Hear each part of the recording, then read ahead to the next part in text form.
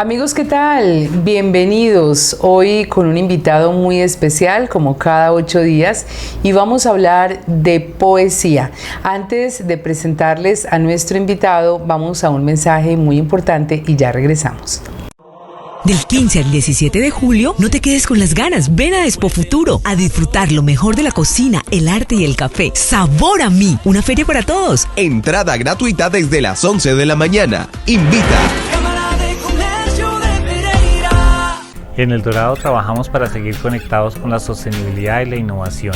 Hoy presentamos el primer ecobot del continente, con el cual ahorraremos más de 2.000 litros de agua al mes con un uso eficiente de la energía. Nuestros viajeros seguirán encontrando un ambiente sano y limpio, gracias a esta innovación tecnológica que nos permite ser amigables con el medio ambiente. En Interaseo, cada día nos esforzamos por ser una organización globalizada que ofrece soluciones innovadoras. Con esta tecnología ponemos al aeropuerto El Dorado a la vanguardia como los mejores aeropuertos del mundo que ya usan este tipo de tecnologías.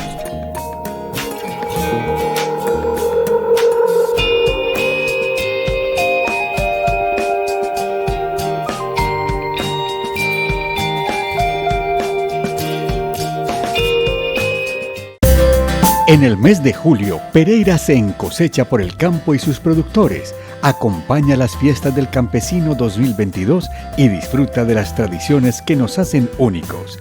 Pereira, Gobierno de la Ciudad, Capital del Eje. Bueno, y ahora sí, empezamos el programa con nuestro invitado de hoy. Se trata del poeta Leonardo Ramírez Martínez, a quien le damos la bienvenida y con quien vamos a hablar de su vida y de su trabajo literario. Leonardo, encantada de tenerlo en el programa de hoy. Muchas gracias, Patricia, a ti por la invitación. Un cordial saludo para todos y todas y muy contento, la verdad, de estar compartiendo en este maravilloso espacio. Leonardo, a mí siempre me da pues mucha alegría ver gente tan joven en la literatura, gente inquieta, escribiendo. ¿Cuántos años tienes, Leonardo? Tengo 28 años. 28 años, muy joven, y ya tienes ¿cuántos libros publicados?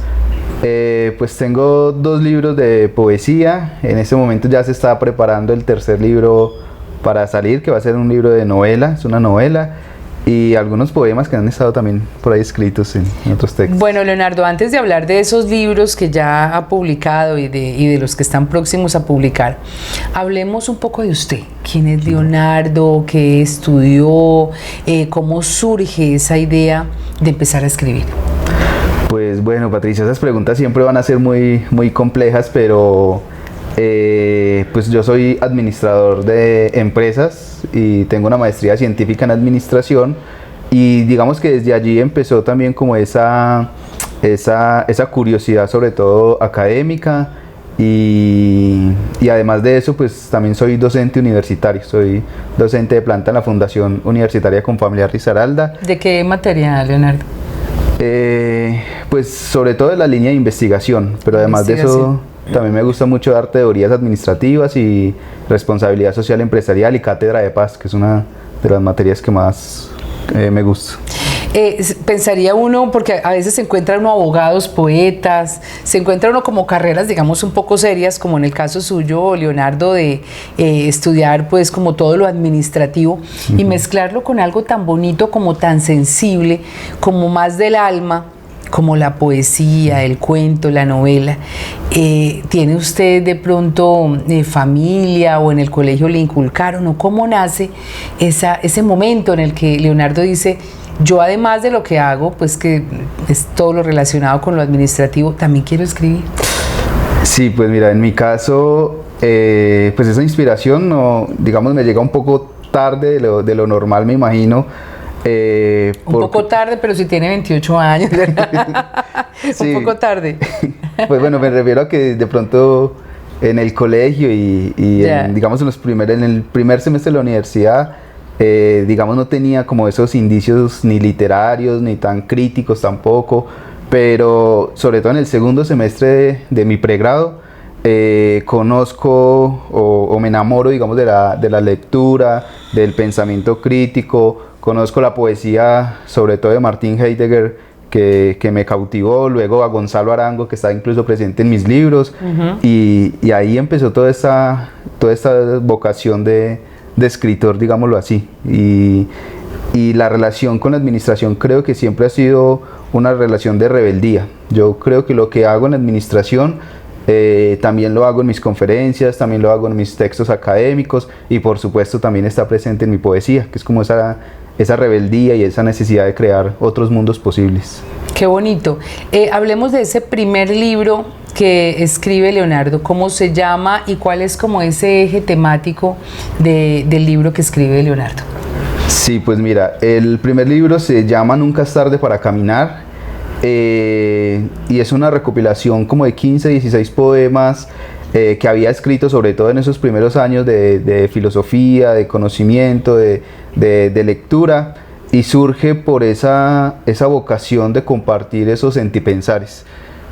Con el primer libro pasa algo muy interesante que continúa en el segundo y que posiblemente ya sale en el tercero, y es que siempre había esperado como una oportunidad externa para publicar. Siempre me imaginé en alguna editorial o en algún asunto digamos literario y demás, hasta que llegó un momento en mi vida en que dije, no voy a esperar más esa oportunidad y voy a publicarlo de manera autogestionada, y así lo hice con el primero, así lo he hecho con el segundo, y posiblemente la novela también vaya a salir de manera autogestionada, porque he tenido, digamos, como algunos desconciertos, llamémoslo así, con el tema de las editoriales. Sí, precisamente le iba a preguntar porque la mayoría de los escritores tienen que hacer esa autogestión. No es más difícil llegar a una editorial y decirle, mire, aquí está mi obra, aquí está mi escrito, léalo, ¿qué le parece?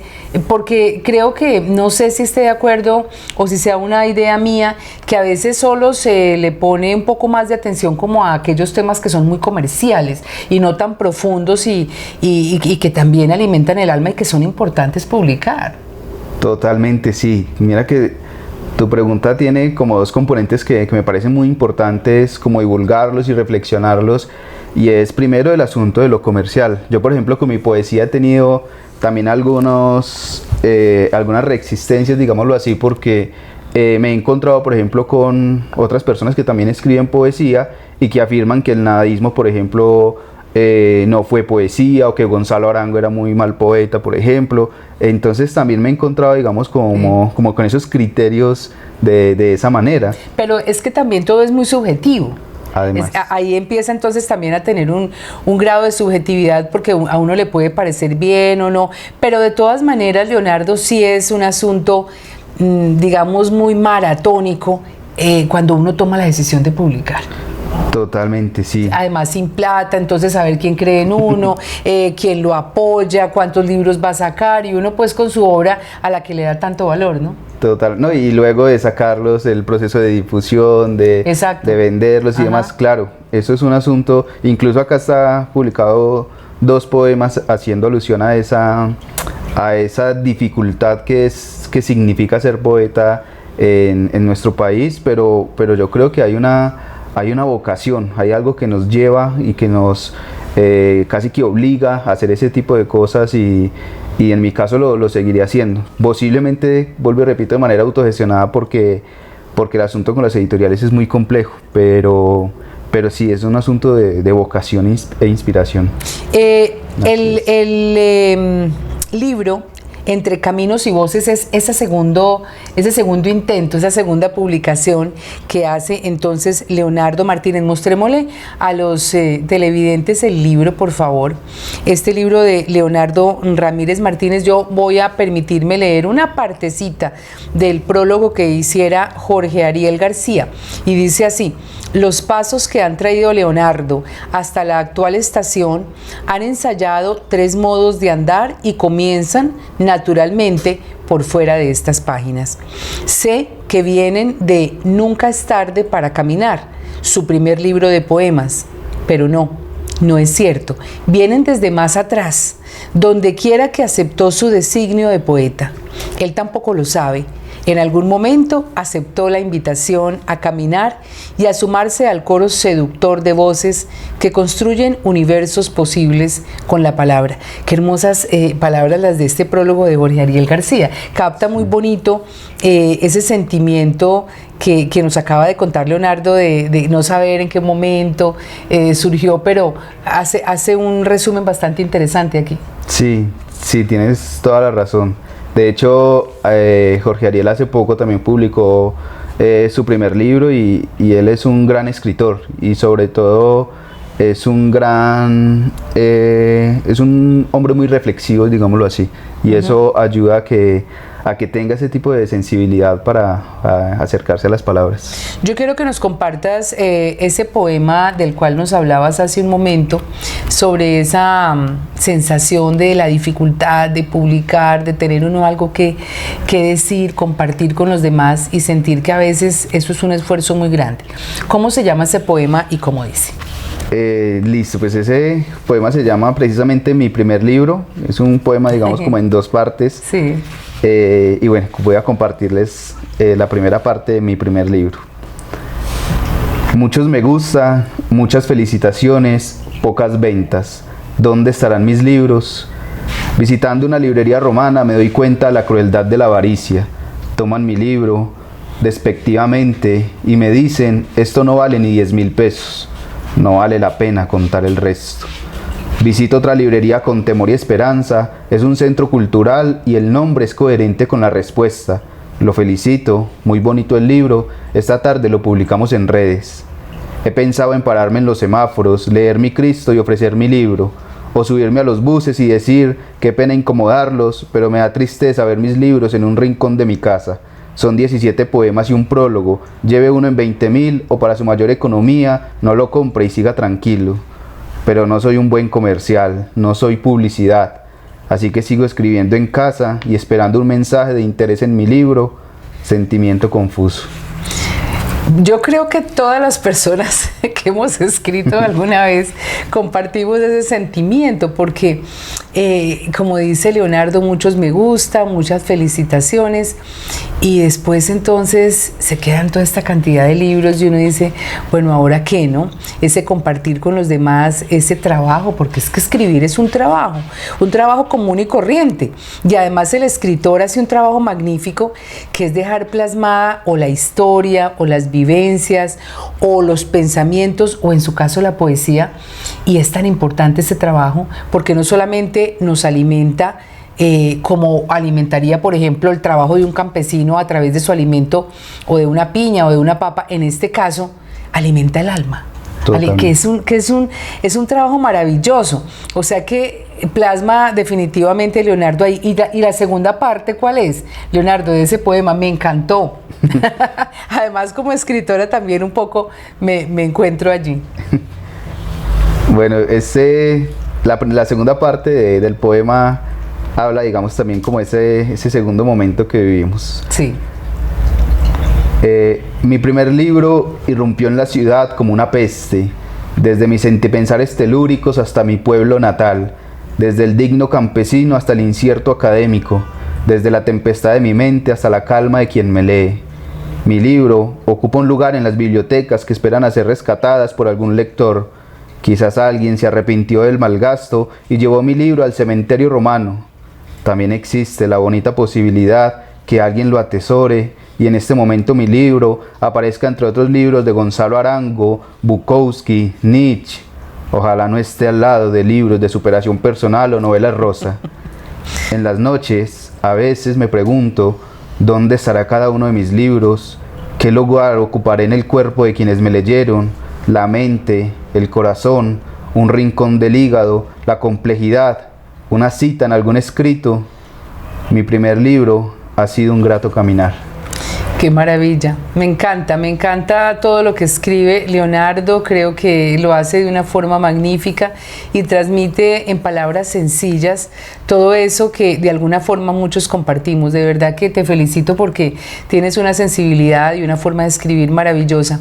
Vamos llegando a la mitad del programa, ya venimos nuevamente para hablar de esa novela que también está ahí como, ¿cierto? Como en bajo, ya casi lista para salir, y vamos a hablar también de esa inspiración. ¿Qué inspira a Leonardo para escribir? Para él, ¿qué es la poesía? ¿Se puede definir de alguna manera? ¿Qué música le gusta escuchar? De eso y mucho más vamos a hablar cuando regresemos. Ya volvemos. Del 15 al 17 de julio, no te quedes con las ganas. Ven a Expo Futuro a disfrutar lo mejor de la cocina, el arte y el café. Sabor a mí, una feria para todos. Entrada gratuita desde las 11 de la mañana. Invita. Regresamos con Leonardo Ramírez Martínez, nuestro poeta, escritor, invitado el día de hoy. Antes de continuar con esta maravillosa conversación, vamos a un corto mensaje y ya regresamos. En el mes de julio, Pereira se encosecha por el campo y sus productores. Acompaña las fiestas del campesino 2022 y disfruta de las tradiciones que nos hacen únicos. Pereira, Gobierno de la Ciudad, Capital del Eje. En El Dorado trabajamos para seguir conectados con la sostenibilidad y la innovación. Hoy presentamos el primer ecobot del continente con el cual ahorraremos más de 2.000 litros de agua al mes con un uso eficiente de la energía. Nuestros viajeros seguirán encontrando un ambiente sano y limpio, gracias a esta innovación tecnológica que nos permite ser amigables con el medio ambiente. En Interaseo, cada día nos esforzamos por ser una organización globalizada que ofrece soluciones innovadoras. Con esta tecnología ponemos al aeropuerto El Dorado a la vanguardia como los mejores aeropuertos del mundo que ya usan este tipo de tecnologías.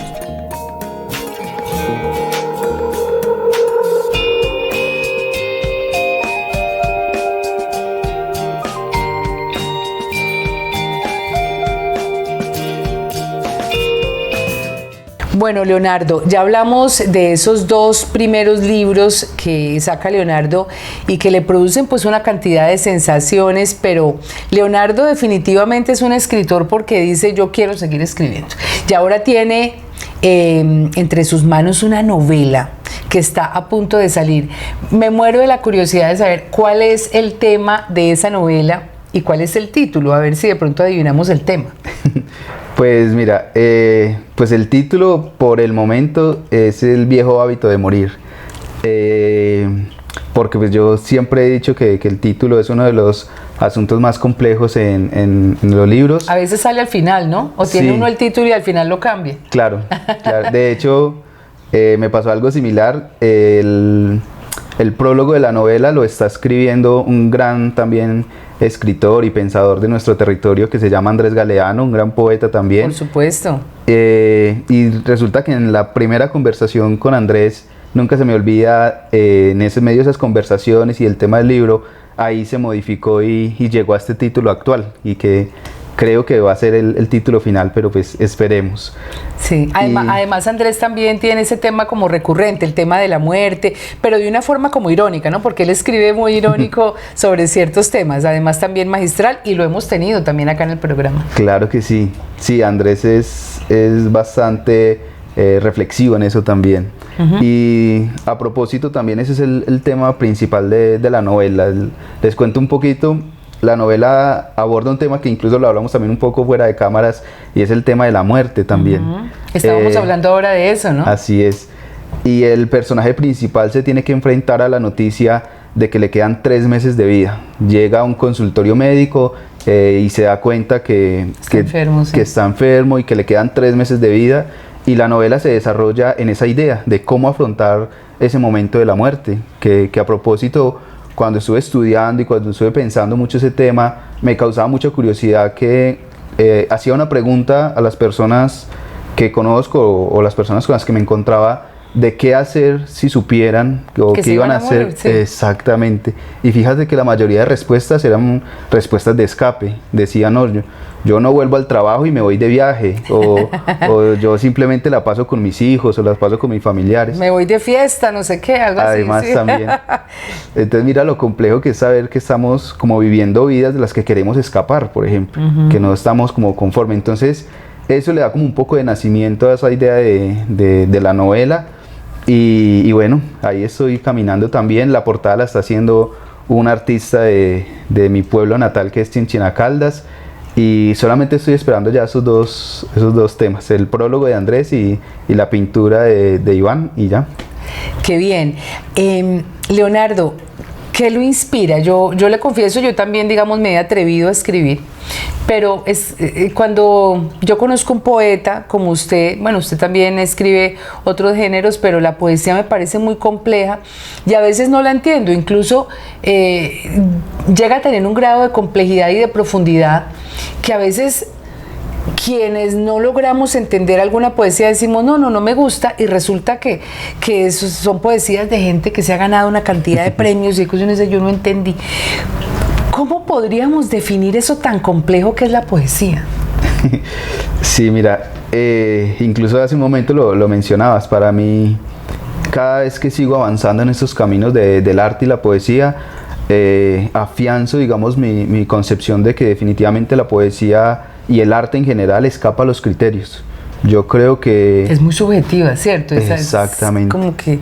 Es algo mucho más como de la sensibilidad. Exactamente. Y sí. en esos sentidos, pues yo creo que esa es la buena poesía y el buen arte en general, lo que nos haga sentir algo, así sea que nos haga sentir incómodos o nos haga sentir felices o nos provoque alguna sensación. Para mí... Que nos mueva. Exactamente. ¿Y quién lo mueve a usted? Pues mira, en el caso de la poesía, sobre todo un agotamiento al mundo, por ejemplo, de la burocracia, un agotamiento a estos momentos tan difíciles de crisis ambientales, de todo lo que nos toca vivir. Yo creo que eso es, digamos, como la principal inspiración de mis poemas, y sobre todo una idea de reexistir también, o sea, una idea de enfrentarse a estas crisis ambientales y al mismo tiempo proponer otros mundos posibles. Eso es como la inspiración. ¿Y qué poeta, mujer u hombre inspiran a Leonardo? Pues mira, yo innegablemente he tenido mucha influencia, sobre todo de Gonzalo Arango. Gonzalo Arango ha sido un gran escritor en mi vida. Me he leído todos los textos de Gonzalo, y eso definitivamente ha marcado también como mis maneras de sentir y pensar. Pero también quisiera resaltar la labor de mi maestra, de Ana Patricia Noguera de Echeverry, que es una gran filósofa de la Universidad Nacional y que es una gran autora sobre todo del pensamiento ambiental latinoamericano. Yo creo que esas dos personas definitivamente han influenciado no solamente mi labor artística, sino también este transitar por la vida. Yo quiero aprovechar, Leonardo, para hacerle varias preguntas. Usted, que es un chico joven, pero profundo en su sentir, en sus escritos, en su poesía, en su manera de pensar. Yo quiero que usted me defina a ese país donde vivimos, a Colombia. Uy, esa pregunta es muy compleja, pero yo lo definiría en ese momento como una esperanza. Yo creo que, y de hecho hace poco terminé de leer un texto de Fernando González, nombrado como el abuelo del nadaísmo, y el texto se llama Cartas a Stanislao, y son unas cartas escritas más o menos de 1930, 1935, y desde ya, e incluso mucho antes, cuando uno lee la historia, se da cuenta de que el país ha sido desde siempre una gran esperanza, que no ha surgido principalmente por decisiones políticas y porque no nos hemos dado, digamos, la tarea de tener ese pensamiento crítico que ya están haciendo y que hace muchos años viene, digamos, cogiendo mucha más fuerza. Entonces, para mí Colombia significa eso, una esperanza profunda, o una salvaje esperanza, como lo diría Gonzalo Arango también, y creo mucho en eso. De hecho, en estos días estaba hablando con los estudiantes de que una de mis principales motivaciones para ser docente es justamente eso, porque creo en el pensamiento crítico del país y creo que en algún momento tendremos que salir de estos debates y de estas cuestiones para poder vivir de otra manera. ¿Usted qué le dice a las personas mayores que piensan que la juventud de pronto no tiene claro como la situación del país, que de pronto son chicos que creen que el camino es la violencia, que hay muchas personas que satanizan un poco a la gente joven en ese aspecto? ¿Usted qué tiene para decir? Pues mira, eso también es muy complejo. Yo, de hecho, ahorita en camino estaba pensando, por ejemplo, qué le dirían los jóvenes de la época de Galán, por ejemplo, a esta sociedad actual, por ejemplo, sí. O quienes vivieron el momento de Gaitán también, qué dirían en estos escenarios. En estos tiempos, sí. Entonces, siempre me he preguntado eso, pero yo creo que los jóvenes de ahora también han tenido procesos muy importantes. De hecho, yo estoy trabajando también mucho y estoy muy feliz con una juntanza en mi pueblo que se llama Chinchiná Resiste, y son jóvenes que están haciendo procesos de pedagogía popular, por ejemplo, que están haciendo procesos políticos también muy interesantes y sobre todo de formación crítica. Entonces, a mí me parece que esas esperanzas como la de Chinchiná Resiste ayudan mucho a ver lo que pueden significar los jóvenes. Y definitivamente, si tendría que darles un mensaje, principalmente sería ese, como creer en el pensamiento crítico y creer en esa esperanza y construir colectivamente este país, porque definitivamente el país no puede seguir como perteneciéndole a unos pocos, sino que estén en es un país para todos, ¿verdad? Bueno, pues Leonardo, realmente ha sido un placer, una alegría tenerlo hoy en el programa, compartir su voz, compartir sus poemas con las personas que han estado en sintonía, y por supuesto le invitamos aquí cuando quiera volver para que nos siga contando cómo va su novela y ese trabajo literario tan interesante. Gracias por haber aceptado la invitación. Bueno, muchas gracias a ti, muchas gracias a todos y todas. Un gran saludo. Pues a todos ustedes muchísimas gracias, creo que ha sido un rato muy agradable y los esperamos la próxima semana con otro invitado especial. Hasta entonces.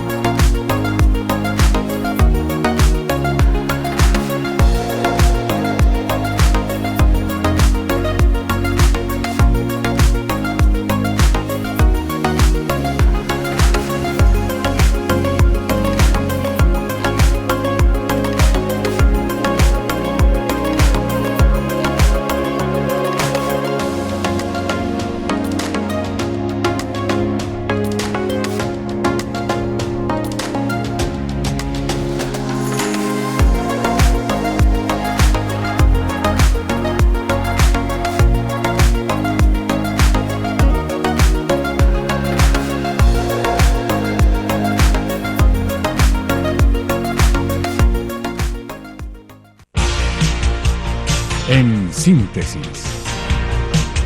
Los temas importantes que tienen para contarnos los personajes de la región, del país y del mundo están en Síntesis. En síntesis. En Síntesis, domingos a las 6 de la tarde, con reemisión los martes a las 9 de la noche por el canal CNC.